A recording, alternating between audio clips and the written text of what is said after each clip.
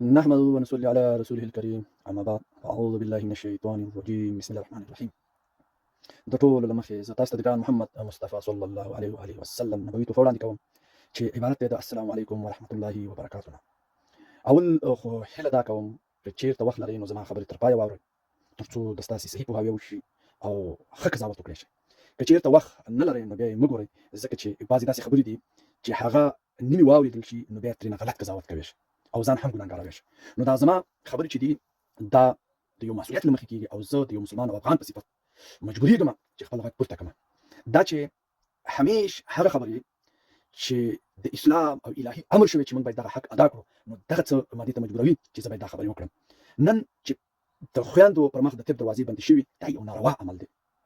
دلته د پښتون څېره هغه چې په اسلام باندې مین دی، هغه چې په پښتو او غیرت باندې مین دی، دا د نړۍ ته غلط ورپېژني، پښتون بدناموي، پښتون دوی ته داسې ورښایي چې دا د علم دښمن او د اسلام سره په ټکر کې کړنې ترسره کوي.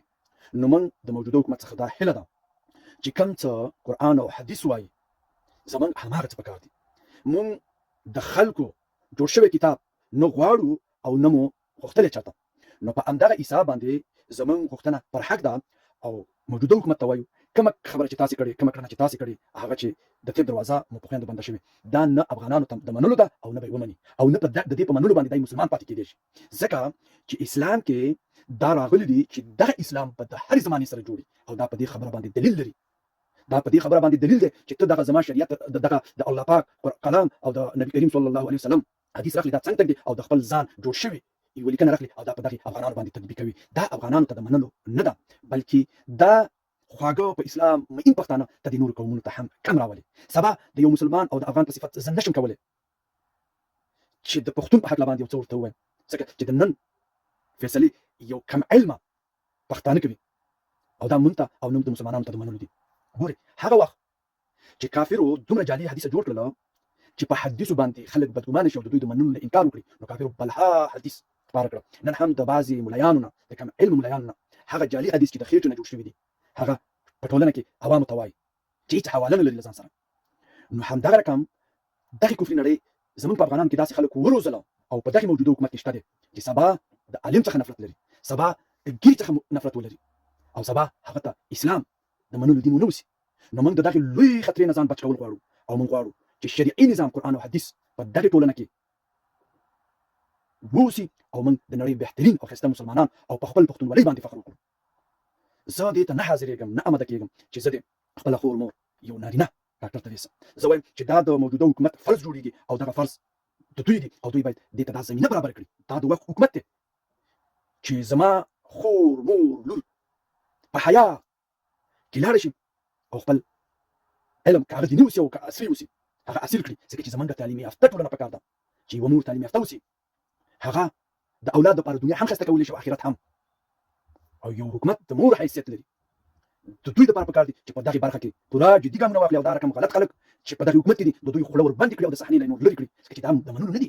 دغه افغانستان جغرافیه دا د مسلمانانو جغرافیه ده، دغه نوع خلک نشي چلېدلی. هو فرعون، شداد، نمرود، داسې لوی لوی کافران چې په نړۍ باندې راج کاوه هغه هم تللي دي. که تاسې دغه رقم لار اختیار کړئ یوه ورځ راتلونکې ده چې د صحنې نه بدل شي. خو زه ویره د دې لرم چې سبا به د افغان او د پښتون تصویر ډېر غلط خپور شوی چې دا هغه جاهل دی او زما په خبره به هېڅوک باور نه کوي. نو زه د دغې نه ویره لرم او په همدغې خاطر باندې په موجوده حکومت غږ کوم او هغې افغانانو ته چې دلته یې ډز شوی دی هغوی ته د دې خبرې هغه صحیح پیغام ورکوم چې دا صحیح کړنه نه ده. قرآن او حدیث دا وایي چې په ښځینه او نارینه باندې علم فرض دی او دوی ته باید د دې زمینه برابر شي چې دوی لاړ شي او علم حاصل کړي او خپله اولادونه دپاره دا دنیا هم ښایسته کړي او هغه دنیا هم.